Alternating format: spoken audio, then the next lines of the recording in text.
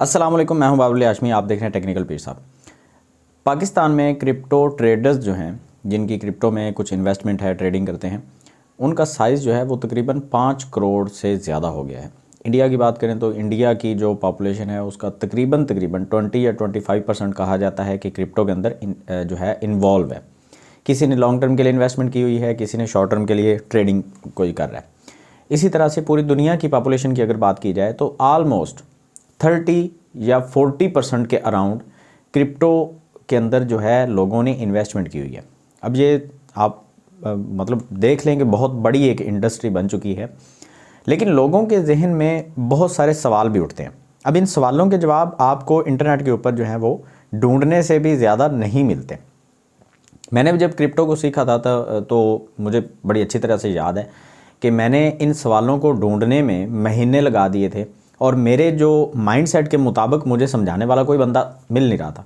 अब मैं आज आपको ना एक देसी तरीके से पाकिस्तानियों की सोच के मुताबिक आपको समझाने की कोशिश करूंगा कि क्रिप्टो करेंसी, यहाँ पे कुछ सवाल हैं, कंप्यूटर की स्क्रीन पे आपको लेके चलता हूँ, वहीं पे देख लेते हैं और वहीं पे जवाब देता हूँ।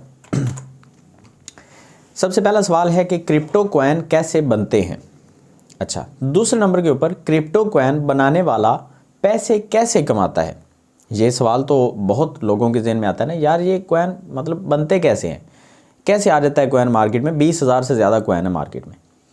फिर एक सवाल आता है क्रिप्टो में इन्वेस्ट कब करना चाहिए, किसी क्रिप्टो कॉइन के अंदर कौन सा टाइम होता है जहाँ पे उसके अंदर इन्वेस्टमेंट कर देनी चाहिए।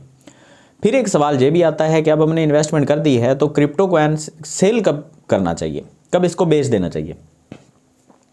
लास्ट में एक सवाल जो बहुत ज़रूरी है हम सब के लिए, आज वीडियो को आप अगर एंड तक देखेंगे तो ये सवाल जो है आपको लाजमी जो है वो समझ में आएगा कि क्रिप्टो कॉइन पाकिस्तान में इसका फ्यूचर क्या है।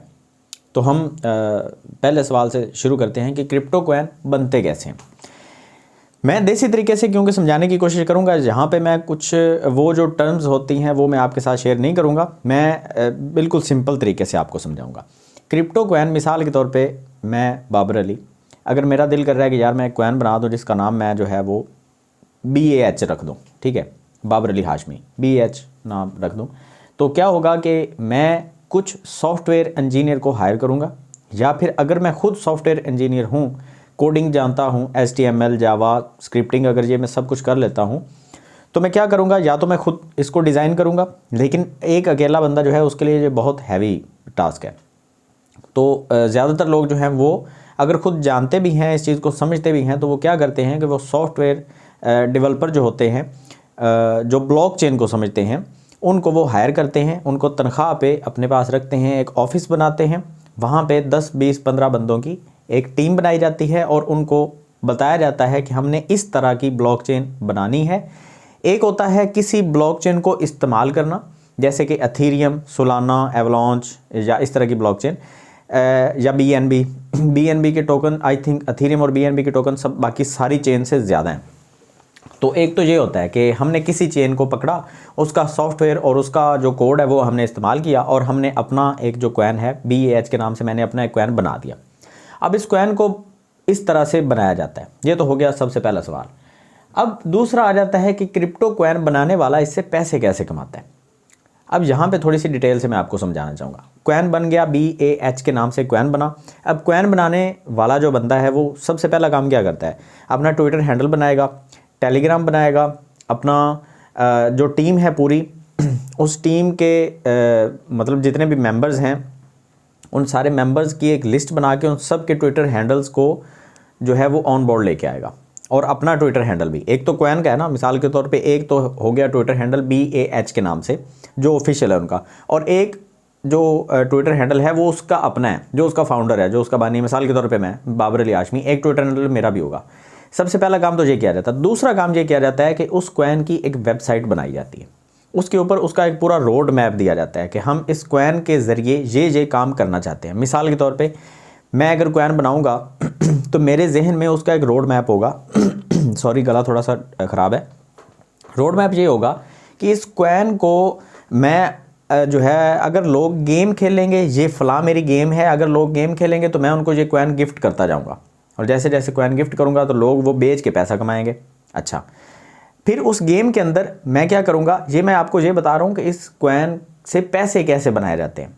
अब इस वेबसाइट के ऊपर मैं क्या करूँगा, अभी ये कॉइन किसी एक्सचेंज के ऊपर लॉन्च नहीं हुआ, ये कॉइन सिर्फ और सिर्फ मेरे अपने पास है। इसकी सप्लाई कितनी है, इस कॉइन की सप्लाई है 1000 मिसाल के तौर पे, और सप्लाई अपने हिसाब से होती है, मतलब मैंने खुद लिखना है 1,0,0,0,0 जितनी मैं लिख दूँ वो मेरी मर्ज़ी है।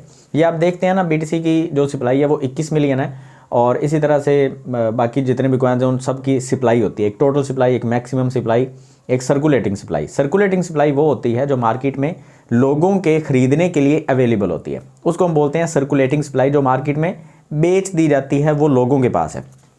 अब वो लोग कौन से हैं, वो मेरी टीम के हैं या कोई और है या थर्ड पार्टी कुछ भी है या इन्वेस्टर है। अब इसमें इन्वेस्टर भी होते हैं। अब ये सारी चीज़ आपने समझनी है, इसमें सवाल से थोड़ा सा मैं इधर उधर निकलूंगा तो आपने परेशान नहीं हो जाना।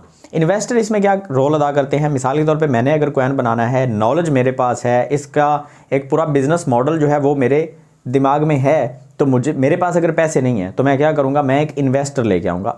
अगर एक इन्वेस्टर काफ़ी नहीं है तो मैं 3-4 और लेके आऊँगा। उन सब को बिठा के उनको मैं समझाऊँगा कि हम इस तरह से एक बिज़नेस मॉडल बनाएंगे और इस बिज़नेस मॉडल में आपको इस तरह से इतने पैसे देने होंगे और बाद में आपको इतने % का रिटर्न मिलेगा, प्रॉफिट मिलेगी।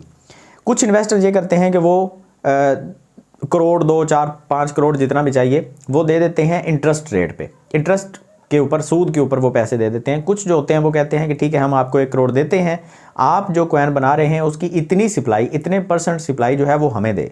मिसाल के तौर पे BH की मैंने 1000 सप्लाई रखी, तो जो इन्वेस्टर होगा वो आके कहेगा कि ठीक है इसके 500 कॉइन जो है वो मुझे दे दो या 100 कॉइन मुझे दे दो। जब इसकी वैल्यू बढ़ेगी तो मैं बेच के अपने पैसे पूरे कर लूँगा। अच्छा ये इन्वेस्टर इस तरह से पैसे कमाते हैं। अब मेरी जो पैसे कमाने का जो मेरा मॉडल है वो कैसे काम करेगा, मैंने इसकी एक वेबसाइट बनाई, साथ में मैंने इसकी कोई गेम बना ली या मैंने कोई सॉफ्टवेयर बना लिया, कोई मैंने इस जैसे फेसबुक है ऐसा कोई इंटरफेस मैंने बनाया, और उस इंटरफेस के ऊपर मैंने ये कह दिया कि अगर कोई यहाँ पे पिक्चर को लाइक करेगा तो उसको इतने कॉइन मिलेंगे, ठीक है, या कोई वीडियो शेयर करेगा तो उसको इतने कॉइन मिलेंगे। तो लोग क्या करेंगे, लोग वहाँ पे आके वीडियो शेयर करेंगे, पिक्चर शेयर करेंगे और मैं उनको पहले कॉइन देता रहूँगा। लेकिन आहिस्ता आहिस्ता से मैं क्या करूँगा, मैं उनको अपने कॉइन ख़रीदने के ऊपर भी मजबूर करूँगा। कैसे, मिसाल के तौर पे मैं कहता हूँ कि अगर आप कोई पिक्चर अपलोड करते हैं तो आपको यहाँ पे 10 मेरे कॉइन जो है वो मिल जाएंगे, अच्छा, या 1 कॉइन मिल जाएगा। और साथ में मैं ये कह देता हूँ कि मंथली आप 10 पिक्चर अपलोड कर सकते हैं। अब आप कहेंगे यार इसकी तो लिमिट है, इस लिमिट को अनलिमिटेड कैसे करें, तो वहाँ पे मैं आपसे कहूँगा कि अगर आप इसको अनलिमिटेड करना चाहते हैं तो आप मुझसे ये 500 कॉइन या 100 कॉइन जितने भी मेरा दिल करेगा इतने कॉइन ख़रीदें, तब जाके आपका अकाउंट जो है वो अनलिमिटेड होगा। इस तरह से मैं कस्टमर के जो पैसे हैं वो अपने कॉइन्स के ऊपर लेके आऊँगा। और होगा क्या, अगर इस कॉइन की 1000 सप्लाई है ना, टोटल सप्लाई, तो उसमें से 800 जो सप्लाई वो ऑलरेडी मैं रख के बैठा हूँगा। 200 जो कॉइन की सप्लाई, मतलब ये होते तो मिलियंस या बिलियंस में, मैं आपको समझाने के लिए 1000 की बात कर रहा हूँ तो 1000 में से 800 सप्लाई मेरे पास पड़ी होगी, मतलब कि 80% सप्लाई का होल्डर मैं खुद हूँ। बाकी 200 कॉइन जो है वो मैं मार्केट में दे दूँगा। अब कोई बंदा अगर मिसाल के तौर पर उस कॉइन को ख़रीदता है तो क्या होगा, जैसे जैसे लोग खरीदते जाएंगे उसकी बोली लगाते जाएंगे, उसकी वैल्यू बढ़ती जाएगी। अब एक कॉइन की जो वैल्यू है अगर वो $500, $1000, $10,000 तक पहुंचती है तो मेरे पास जो 80% सप्लाई पड़ी है, मेरा जब दिल करेगा मैं उसमें से वो कॉइन मार्केट में सर्कुलेट करूंगा और वहां से पैसे मैं विड्रॉ कर लूँगा। एक तो तरीका ये है ये सबसे कॉमन तरीका है इसमें से पैसे कमाने का। इसके अलावा और भी काफ़ी सारे तरीके हैं। अच्छा, अब बात आ जाती है कि इस कॉइन को पॉपुलर कैसे किया जाए। अब यहाँ पे बारी आ जाती है सेंट्रलाइज्ड एक्सचेंज की। अब यहाँ तक तो जो है वो एक्सचेंजेस से काम बाहर ही चल रहा था, मतलब डायरेक्टली अगर किसी ने कॉइन खरीदना है तो वो वॉलेट को मेरी वेबसाइट के साथ लिंक करेगा और डायरेक्टली वो पैसे मेरी वेबसाइट के ऊपर ट्रांसफ़र करेगा और मुझसे कॉइन ले लेगा। वहाँ पे कोई गारंटेड नहीं होगा। अगर मैं उसके पैसे लेके उसको कॉइन नहीं देता या मैं कॉइन दे के भाग जाता हूँ, कल को मैं उस कॉइन को वापस ख़रीद नहीं रहा क्योंकि लिक्विडिटी तो कहीं पे प्रोवाइड की नहीं है ना, तो अगर मैं लेके भाग जाता हूँ तो वो मेरी मर्ज़ी, टोटली वो मेरे ऊपर डिपेंड कर रहा है, मेरे एतमाद के ऊपर। मैं लेके भाग जाऊँ तो कोई मेरा कुछ नहीं कर पाएगा। अच्छा, लेकिन जहाँ पे गारंटीड की ज़रूरत पड़ती है, क्योंकि अगर किसी बंदे ने कॉइन ख़रीदना है तो वो मेरे ऊपर ट्रस्ट क्यों करेगा, क्योंकि मुझे तो वो जानता ही नहीं है। वो ट्रस्ट करेगा बाइनांस के ऊपर, Huobi exchange, KuCoin, Bitget, BitMart, OKX, इस तरह की एक्सचेंजेस के ऊपर उसका ट्रस्ट होगा कि ये मतलब एक्सचेंज जो हैं ये सर्टिफाइड एक्सचेंजेस हैं। हालांकि ये सेंट्रलाइज्ड हैं लेकिन ये सर्टिफाइड हैं, गवर्नमेंट से अप्रूव्ड है, कि ये भागने वाले बंदे नहीं हैं, ये छोड़ने वाले नहीं हैं, ये फ्रॉड करने वाले, स्कैम करने वाले बंदे नहीं हैं, तो क्या होगा, मैं अपने कॉइन्स उनको लिक्विडिटी के तौर पे दे दूंगा। अब उसका मालिक कौन होगा? मालिक होगा वो एक्सचेंज वाला। जब आप उस एक्सचेंज वाले से खरीदेंगे तो उसकी गारंटी उस एक्सचेंज वाले ने दे दी। मिसाल के तौर पे मैंने अपनी सप्लाई OKX के ऊपर दे दी, 800 कॉइन जो मेरे पास पड़े हैं, 200 मैंने सर्कुलेट किया, 200 कॉइन मैंने OKX को दे दिए कि ये आप लोगों की ख़रीदारी के लिए रख लें। अब लोग OKX के ऊपर आएंगे तो OKX उनको कहेगा कि यार BAH कॉइन है, आप इसको ख़रीदो, इसकी प्राइस जो है वो इस वजह से बढ़ने वाली है, इसके ऊपर ये काम होने वाला है, ये डेवलपमेंट होने वाली है यहाँ पे, या इसके अंदर ये फ़लाँ इन्वेस्टर आने वाला है, इसकी ये हाइप है, या इसके अंदर जंप स्टार्ट आ रहा है। जंप स्टार्ट के बारे में अगर आपको नहीं पता तो जंप स्टार्ट यहाँ पे OKX का मैं आपको पहले भी बता चुका हूँ। ये सारे के सारे जो प्रीवियस प्रोजेक्ट्स हैं यहाँ पे मैं आपको दिखा चुका हूँ, ELT, टाकी कॉइन, BRWL वगैरह, ये सारे जंप स्टार्ट हो चुके हैं। और यहाँ पे आप देख सकते हैं कि 12 जंप स्टार्ट OKX के ऊपर हुए हैं। इसी तरह से अगर मेरा कॉइन है तो मैं OKX से कहूँगा कि मेरे कॉइन का जंप स्टार्ट करें, मतलब जो अर्ली हो उसके इन्वेस्टर होंगे उनको सस्ते दामों कॉइन मिल जाएगा, और जो बाद में आने वाले होंगे उनको महंगा मिल रहा होगा। अच्छा, एक ये भी तरीका है कि मैंने एक्सचेंज को दे दिया, एक्सचेंज ने कॉइन जो हैं वो लोगों को उसके ऊपर ख़रीदने के ऊपर थोड़ा सा आमादा किया, लोगों ने उसको ख़रीदा और मेरे जो कॉइन्स हैं उनकी प्राइस बढ़ गई। अब बारी आ जाती है कि इस कॉइन को हम जैसे पहले बात कर रहे थे, ये हमने अभी तक दो चीज़ें क्लियर कर ली। कॉइन कैसे बनता है और कॉइन बनाने वाला पैसे कैसे कमाता है, ये दो चीज़ें आपको क्लियर होगी। पैसे इन तरीक़ों से बनाए जाते हैं। बेसिकली मेरे पास जो सप्लाई पड़ी है उस सप्लाई को मैं जब दिल करेगा मार्केट में मैं सर्कुलेट कर दूंगा, और सर्कुलेट करके मैं उस कॉइन से पैसे कमा लूँगा। अच्छा, इसमें आगे और भी काफ़ी बारीकियाँ होती हैं, जैसे कि कुछ सप्लाई लॉक होती है, कुछ अनलॉक होती है, वो खैर उस बारीकी में हम नहीं जाएंगे, मेन मैं मॉडल आपको समझा चुका हूँ। आगे आ जाता है तीसरा सवाल कि क्रिप्टो कॉइन में इन्वेस्टमेंट कब करनी चाहिए। इन्वेस्टमेंट करने का जो सही टाइम होता है वो जब कोई कॉइन लॉन्च हो रहा है, तो आप उसकी लॉन्चिंग प्राइस के ऊपर अगर इन्वेस्टमेंट करवाते हैं तो उससे ज़बरदस्त कोई चीज़ ही नहीं हो सकती। मिसाल के तौर पे मैं आपको यहाँ पे दिखाना चाहूँगा कि यहाँ पे 12 प्रोजेक्ट OKX के अंदर जो हैं वो लॉन्च हो चुके हैं। अब यहाँ पे मैंने ये जो ORB है इसकी आप प्राइस देखें, जब ये लॉन्च हुआ था उस लॉन्च होने के बाद इसकी प्राइस 1800% बढ़ चुकी है। गाड़ी टोकन जो है, गाड़ी टोकन या गाड़ी कह लें, इसकी प्राइस 491% बढ़ चुकी है। रे टोकन जो रेडियम का टोकन है इसकी 500% बढ़ चुकी है। इसी तरह से BRWL की जो टोटल जो वैल्यू बढ़ी है वो 14,340% इसकी प्राइस में इम्प्रूवमेंट आई है। इसी तरह से ELT जो कॉइन है 2100%, इसकी 2180% इसकी सप्लाई जो इसकी प्राइस है वो बढ़ चुकी है। इसी तरह से बाकी जो प्रोजेक्ट है मैं आपको सारे दिखा देता हूँ। अब यहाँ पे सोचने वाली बात ये है कि जिन लोगों ने यहाँ पे अर्ली इन्वेस्टमेंट की थी, मैं आपको दिखाता हूँ अभी, ये देखें ये कॉइन है SIS। अब ये 571% यहाँ पे ये वो कॉइन है 412%। सारे के सारे कॉइन आप देख रहे हैं कि मतलब सैकड़ों % ये जो कॉइन है ये बढ़ चुके हैं। अब जिन लोगों ने यहाँ पे अर्ली इन्वेस्टमेंट की थी उन लोगों को सोचें कितनी प्रॉफिट हुई होगी। जैसे BRWL टोकन को हम देख रहे थे कि उस टोकन की प्राइस जो है वो 14,000% बढ़ चुकी है। तो जिन लोगों ने इसको बिल्कुल लॉन्च होते साथ ही ख़रीद लिया, ठीक है, तो उनको तो कितनी ज़्यादा प्रॉफिट होगी। अब सोचें, मैं आपको अब एक और चीज़ जो है वो दिखाना चाहूँगा और उसके बारे में थोड़ा सा समझाना चाहूँगा, फिर हम अगले सवाल की तरफ चलते हैं। वीडियो थोड़ी सी लंबी हो सकती है लेकिन ये सारे के सारे कॉन्सेप्ट आपके जो है ना वो मैं क्लियर करके जाऊँगा। अक्सर होता ये है कि जब कोई कॉइन लॉन्च होता है ना, यहाँ पे कोनो कॉइन की हम मिसाल ले लेते हैं। कोनो कॉइन की अभी जो प्राइस चल रही है वो 0.03 चल रही है, तो हम इसी के ऊपर आ जाते हैं और इसी के अंदर मैं आपको एक चीज़ बड़ी काम की समझाने वाला हूँ। यहाँ पे आप देखें कि कोनो के अंदर ना अक्सर जो यूट्यूबर हैं वो आपको बताएंगे यार कोनो के अंदर इतनी ज़्यादा इम्प्रूवमेंट हुई है, और आपको वो अगली पिछली कोई बात नहीं बताएंगे, इम्प्रूवमेंट बताएंगे यहाँ से ये बिल्कुल इसका ऑल टाइम लो पकड़ेंगे और इसके बता देंगे ये देखें कि इसकी ये जनाब 400% इम्प्रूवमेंट आ गई है। कितने दिनों के अंदर? ये थोड़े से दिन, मतलब यहाँ पे आप देखें 4 जनवरी और 4 फरवरी, अब एक महीने के अंदर 400% इसके अंदर इम्प्रूवमेंट आ गई है। लेकिन ये सच नहीं है। ये 400% इम्प्रूवमेंट सिर्फ़ और सिर्फ उन लोगों के लिए है जिन्होंने इन्वेस्टमेंट इस जगह के ऊपर की हुई है, इस जगह के ऊपर, समझ आ गई मेरी बात आपको। अक्सर होता ये है कि लोग इन्वेस्टमेंट कहाँ पे करते हैं, जब कॉइन लॉन्च होता है। मैं आपको वही बता रहा था, कुछ सिनेरियो ऐसे भी होते हैं, जैसे ये मैं आपको ये जानबूझ के दिखा रहा हूँ ताकि आपको ये भी आइडिया रहे कि इस तरह से भी हो जाता है। हर दफ़ा बिल्कुल सेम सिनेरियो नहीं होता। अब ये कोनो जो कॉइन है जब लॉन्च हुआ था तो इसकी लॉन्चिंग प्राइस जो थी वो थी $3, ठीक हो गया। उसके बाद इसकी प्राइस ऊपर गई तो $5.4 तक इसकी प्राइस गई और उसके बाद इसकी प्राइस नीचे गिरना स्टार्ट हो गई। अब मोस्टली जो इन्वेस्टर हैं यहाँ पे कुछ इन्वेस्टर फंस गए, ठीक है। उसके बाद यहाँ पे कुछ इन्वेस्टर फंसे और ये प्राइस बनती है तकरीबन $1 की। अब सोचें कि ये जो आपको पंप नज़र आ रहा है, ये जो आपको यहाँ पे एक लग रहा है कि यार ये तो बड़ा पंप आ गया है, क्या अब आपको ये लग रहा है कि ये पंप है? अब देखें यहाँ पे $1 से लेके अभी इसकी जो प्राइस है वो तकरीबन 97% डाउन है। इस तरह के सिनेरियो भी होते हैं। तो मैंने आपको जो बताया है कि अर्ली टाइम में आप इन्वेस्टमेंट करें, वो मोस्टली ऐसे होता है कि अर्ली टाइम में अगर आप कॉइन को ख़रीद लेते हैं तो उसकी प्राइस ऊपर ही जाती है। लेकिन अक्सर ऐसे भी हो जाता है कि इन्वेस्टर को सप्लाई बहुत ज़्यादा ऑफ़र कर दी जाती है। जब आप इन्वेस्टर को 80% सप्लाई ऑफ़र कर देंगे या 50% सप्लाई या इससे ज़्यादा ऑफ़र कर देंगे तो क्या होगा, जब आप कॉइन लॉन्च करेंगे वो सारी की सारी सप्लाई जो है वो मार्केट में सर्कुलेट करके इन्वेस्टर अपनी प्रॉफिट लेके साइड पे हो जाएगा। इन्वेस्टर भी प्रॉफिट ले लेगा और जो उसका जो फाउंडर है, जो जिसने कॉइन बनाया है, वो भी अपनी प्रॉफिट निकालेगा और बाहर हो जाएगा। बाकी फंसने वाली हमारी तरह की आवाम होगी। तो इन चीज़ों का भी आपने ख्याल रखना होता है।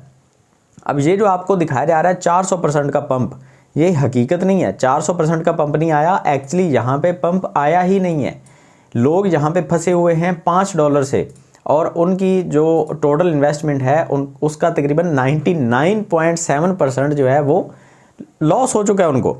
मतलब अगर किसी ने $100 यहाँ पे इन्वेस्टमेंट किया था तो उसके पास क्या बचा, $0.2। अगर $100 की बात करें तो 99.7% की का जहाँ पे लॉस उन लोगों को बर्दाश्त करना पड़ा। और अभी जो इम्प्रूवमेंट आई है वो सिर्फ और सिर्फ कितनी आई है, जो उसके बाद हाईएस्ट इम्प्रूवमेंट आई है वो सिर्फ 2% की आई है। मतलब अगर किसी ने यहाँ पे ख़रीद लिया $5 के ऊपर तो उस बेचारे का जो रिटर्न अभी उसको मिला होगा ना, वो क्या मिला होगा कि $100 के बदले उसको अभी $2 मिल रहे होंगे। मतलब उसने जो 100 लगाया उसमें से $98 उसके गए और अभी वो अगर कैश आउट करवाता तो $2 उसके हाथ में आएंगे, $1 या $2। तो ये इसको हम पंप नहीं बोलते। पंप हम तब बोलेंगे जब इसकी जो लॉन्चिंग प्राइस है वो बहुत लो होगी। जैसे BTC की प्राइस थी 0.1 BTC की लॉन्चिंग प्राइस, और अभी उसकी जो प्राइस है वो तकरीबन $23,000-24,000 है। तो लॉन्चिंग प्राइस है वो $23,000 तक चला गया, $1 से भी कम की प्राइस है। तो वो मतलब वो सीन अलग है। अच्छा, अब आ जाते हैं हम अगले सवाल के ऊपर और ये आपको मैं समझा देता हूँ कि इन्वेस्टमेंट कब करनी चाहिए। इन्वेस्टमेंट तभी करनी चाहिए जब लॉन्च हो रहा है, लेकिन उसकी सप्लाई आपको देखनी होगी। उस कॉइन की सप्लाई कितनी है, OKX के ऊपर भी आप देख सकते हैं, कॉइन मार्केट कैप के ऊपर भी आप देख सकते हैं। मैंने अपनी पिछली बहुत सारी वीडियोज़ में सप्लाई को देखने के हवाले से आपको बताया हुआ है। और अगर कोई कॉइन जो है वो लॉन्च होते साथ ही उसकी रेड कैंडल्स स्टार्ट हो जाएँ तो वहाँ से आप एग्जिट करें, इससे पहले कि आपकी सारी की सारी अमाउंट जो है वो ज़ाया हो जाए। और कभी भी स्टॉप लॉस के बिना ट्रेड आप मत किया करें। अब आ जाते हैं कि क्रिप्टो कॉइन को सेल कब करना चाहिए। अब मिसाल के तौर पे आपने अब अर्ली टाइम के ऊपर उसको ख़रीद लिया। अब यहाँ पे मार्केट को आपने देखना है कि मार्केट बेरिश है या बुलिश है, ये आपने लाजमी ध्यान रखना होता है। बेरिश मार्केट और बुलिश मार्केट जो है उसका हम कैसे हिसाब लगाएंगे। जो नए इन्वेस्टर हैं, जो पुराने हैं वो तो सारे समझते हैं, जो नए हैं उनको मैं थोड़ा सा समझा दूँ। आपने देखना होता है BTC को।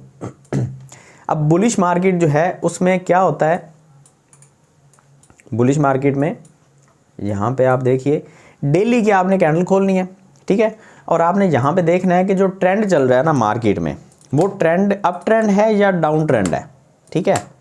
अब अगर मिसाल के तौर पे यहाँ पे अप ट्रेंड चल रहा है, जैसे कि ये आप ट्रेंड लाइन देख रहे हैं नीचे से ऊपर की तरफ जा रही है, ठीक है। अगर तो ये ट्रेंड लाइन इसी तरह से इसी को फॉलो करती हुई ऊपर जा रही है मार्केट, तो इसको हम बोलते हैं बुलिश मार्केट। यहाँ पे पीछे अगर आप आते हैं ना तो आपको नज़र आएगा कि BTC जो है वो बेरिश मार्केट में चल रहा था बहुत अरसे से। आप यहाँ से अगर ट्रेंड लाइन को ड्रा करते हैं तो आप देखें मार्केट कंटिन्यूसली नीचे ही गिर रही है, ठीक है। मतलब अगर ऊपर जाती भी है तो पिछले हायर हाई से ऊपर नहीं जा पाती, नीचे ही है, तो उसको हम बोलते हैं बेरिश ट्रेंड। अब यहाँ पे अगर मार्केट बेरिश है तो जैसे ही आप प्रॉफिट में आते हैं फौरी सेल करके निकल जाएं। यहाँ पे वेट करने की ज़रूरत नहीं है। यहाँ पे सैकड़ों हज़ारों % का वेट मत करें। यहाँ पे 10%, 50, 100% प्रॉफिट मिल रही है, निकलें। यहाँ पे वेट नहीं करना।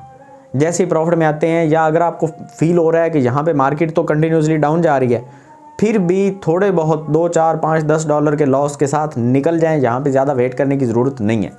अब लास्ट में जो हमारे पास सवाल है कि क्रिप्टो करेंसी का पाकिस्तान में फ्यूचर क्या है। क्रिप्टो कॉइन का पाकिस्तान में अभी फ्यूचर ये है कि वकार्ज़का के ऊपर जो एक केस किया गया है क्रिप्टो के हवाले से, एक तो सबसे पहले जो मिसअंडरस्टैंडिंग है मैं उसको दूर कर दूं कि वकार्ज़का के ऊपर जो केस है वो क्रिप्टो के हवाले से है ही नहीं। वो मीडिया ने एक गलत केस बना के डाल दिया मीडिया की तरफ से, मतलब वो गलत बयानी की गई कि वकार्ज़का के ऊपर जो केस है वो क्रिप्टो का स्कैम का केस है 17,000 करोड़ का। हालांकि 17 करोड़ का, 17,000 नहीं, 17 करोड़ का जो केस है वो है वकार्ज़का के ऊपर क्रिप्टो स्कैम का। हालांकि ऐसा नहीं है, वकार्ज़का ने उल्टा उनके ऊपर जो है वो लीगल नोटिस उनको भेज दिया कुछ न्यूज़ चैनल्स को कि आपने ये गलत रिपोर्टिंग क्यों की, आपने क्रिप्टो इंडस्ट्री को ख़राब करने की कोशिश क्यों की। अभी तक क्रिप्टो मार्केट का फ्यूचर ये है कि ना FIA चाहती है कि हम क्रिप्टो का काम करें, ना सेंट्रल बैंक चाहता है कि हम क्रिप्टो का काम करें, और हाई कोर्ट की तरफ से, सिंध हाई कोर्ट में क्योंकि वकार्ज़का की तरफ से केस किया गया है कि हमें क्रिप्टो को लीगल करके दिया जाए और यहाँ से टैक्स भी वसूल किए जाएँ और एक्सचेंजेस को भी यहाँ पे जो है वो रजिस्टर्ड किया जाए पाकिस्तान में। तो अभी ऐसा कोई सीन नहीं है। अभी क्रिप्टो का जो फ्यूचर है पाकिस्तान में वो बिल्कुल ज़ीरो है। कभी भी FIA की तरफ से आपको अरेस्ट किया जा सकता है और यहाँ पे कानून ये है कि रिश्वत दिए बिना आपकी जान नहीं छूटेगी। ये पाकिस्तान में है क्रिप्टो कॉइन का अभी फ्यूचर, अभी के हिसाब से मैं जो आपको बता रहा हूँ। इसके अलावा जैसे मैंने आपको बताया कि 5 करोड़ से ज़्यादा क्रिप्टो इन्वेस्टर या क्रिप्टो ट्रेडर आप कह सकते हैं कि पाकिस्तान में हैं ज़रूर, लेकिन उनका फ्यूचर अभी तक सारा का सारा फुल अंधेरे के अंदर है। कोई ऐसी अभी तक उम्मीद की किरण नहीं है। जो एक उम्मीद की किरण थी वकार्ज़का, उनको भी थ्रेट बार बार किया जा रहा है कि आपकी फैमिली को मार दिया जाएगा, आपको लटका दिया जाएगा, आपको बोलने के काबिल नहीं छोड़ेंगे। मतलब ये सारी चीज़ें उनको कही जा रही हैं सिर्फ़ और सिर्फ इसीलिए कि वो क्रिप्टो कम्युनिटी को बूस्ट करना चाह रहे थे, क्रिप्टो को पाकिस्तान में एक लीगल टेंडर के तौर पे लेके आना चाह रहे थे। और इसकी वजह क्या है मैं आपको वजह बता देता हूँ। हालांकि वकार्ज़का की तरफ से ये नहीं बताया गया कि किन की तरफ से उनको ये थ्रेट्स आ रहे हैं। अब देखें पाकिस्तान की जो अभी सिचुएशन बनी हुई है, इस सिचुएशन में कौन चाहेगा कि पाकिस्तान जो है वो इसी सिचुएशन में ही रहे। सोचें आप ज़रा, हमारे जो दुश्मन हैं वो कौन है, आप बड़े अच्छे तरीके से जानते हैं। इंडियंस जो हैं वो अपनी जेब से पैसा लगा के, उनकी कोशिश ये होती है हमेशा से कि पाकिस्तान जो है वो IT में कहीं हमसे आगे ना निकले या हमारी बराबरी में भी कभी ना आए। आप देख लें इंडिया जो है उसकी अपनी एक एक्सचेंज है WazirX के नाम से, और वहाँ से अच्छा खासा उनको जो है वो जो है रेवेन्यू आ रहा है। उसके अलावा उन्होंने बहुत अच्छे तरीके से उसके ऊपर टैक्स कलेक्शन की एक रेगुलेशन बनाई हुई है, एक पूरी टीम है, अथॉरिटी है। यहाँ पे पाकिस्तान में कुछ भी नहीं है, और इसके ना होने की वजह ही यही है कि यहाँ पे अपनी जेब से पैसा लगा के कोशिश ये की जाती है, जो मुल्क के दुश्मन हैं, जो हमारे अंदर तक मुल्क के घुसे हुए हैं, उनकी तरफ से ये कोशिश की जाती है कि आप धमकाएं, आप उन लोगों को डराएं, उन लोगों को चुप करवाएं जो मुल्क में रेवेन्यू लेके आना चाहते हैं, जो मुल्क को तरक्की की तरफ लेके जाना चाहते हैं। उन लोगों को डरा धमका के मार के चुप करवा दें, किसी तरीके से उनको खामोश करवा दिया जाए, ताकि पाकिस्तान जो है वो जहाँ है वहीं रहे, बिल्कुल भी 1% भी आगे बढ़ने की कोशिश ना करे। इंडिया के अलावा पाकिस्तान में अभी और कोई ऐसा बंदा नहीं है जो ये चाहेगा। तो ये पाकिस्तान में क्रिप्टो का फ्यूचर है अभी फ़िलहाल। तो बाकी क्रिप्टो को सीखते रहें, यूट्यूब पे बेइंतहा कोर्सेज़ हैं, आप क्रिप्टो को सीखते रहें। कोई पता नहीं है, किस्मत साथ दे तो क्रिप्टो को पाकिस्तान में एक लीगल टेंडर के तौर पे ले लिया जाए, और कल को जॉब्स भी आएँ जहाँ पे ट्रेडिंग की फैसिलिटीज़ भी जो हैं वो ज़्यादा मिलें, बैंक भी सपोर्ट करने लगें। उसके अलावा P2P ट्रेडिंग से हमारी जान छूट जाए। ये सारी चीज़ें जो हैं अल्लाह करे कि ये हो जाए लीगल। और अभी एक जो और सबसे बहुत बड़ी वजह जिसको मैं समझता हूँ कि क्योंकि हम एक मुस्लिम कंट्री हैं, तो हमारे जो उलमाए दीन हैं उनकी तरफ से भी अभी क्रिप्टो को ना तो सही तरीके से हलाल किया जा रहा है, ना सही तरीके से हराम किया जा रहा है। अब ये भी एक बहुत बड़ी वजह है कि क्रिप्टो करेंसी को अगर तो सही तरीके से हलाल कर दिया जाता तो लोग भी बड़े मुतमईन हो के शायद सड़कों पे निकल के आ जाते कि यार क्रिप्टो को लीगल करो। लेकिन अभी तक क्योंकि लोग खुद ही कंफ्यूज हैं, अगर कोई ट्रेड कर भी रहा है तो वो बता नहीं रहा किसी को, वो कहता है कि यार लोग मुझे कहेंगे ये हराम खाता है, तो उसकी वजह से लोग जो हैं वो बताने में भी शर्म महसूस करते हैं। अगर कोई अपने दिल में इसको हलाल जानता भी है तो वो लोगों में बैठ के यही कहेगा यार ये हराम ही चीज़ है। तो इसलिए ये कुछ चंद रीज़न्स थी जो मैंने आपके सामने रखी हैं। बाकी ये जितने भी सवाल हैं, ये सवाल मुझे time to time comment section में मिलते रहे, इसलिए मैंने इन सारे सवालों को इकट्ठा करके मैंने इसका जवाब दे दिया। उम्मीद करता हूँ इस वीडियो में आपको बहुत कुछ नया सीखने को मिला होगा, आपके सवालों के जवाब आपको मिले होंगे। मिलते हैं नेक्स्ट वीडियो में। दुआ में याद रखिएगा। अल्लाह हाफिज़।